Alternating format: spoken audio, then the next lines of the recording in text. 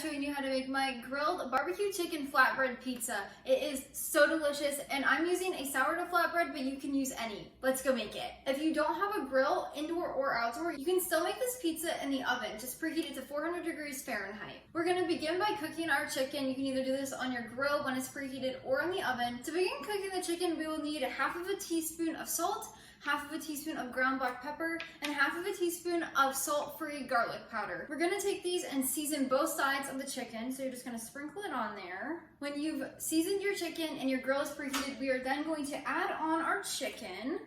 And then we're gonna let this cook for about 10 to 12 minutes, flipping halfway through. So we're gonna cook it for about 6 minutes, and then we're gonna flip it. Now, if you have a larger chicken breast, you're definitely gonna have to cook this a little bit longer. If you're gonna cook your chicken in the oven, you'll cook it for about 20 minutes on 400 degrees Fahrenheit.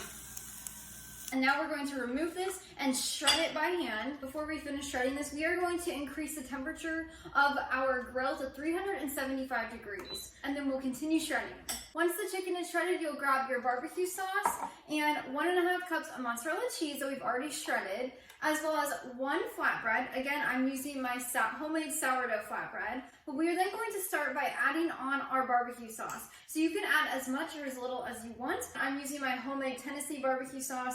If you would like that recipe, it's on the pizza recipe. It's all included on there. It's actually really easy to make, and it's so wholesome. There's no garbage ingredients in there. Now that we have our barbecue sauce on, we are adding our shredded chicken we just cooked. So you're just gonna spread that out all over. And finally, we're gonna add on our mozzarella cheese.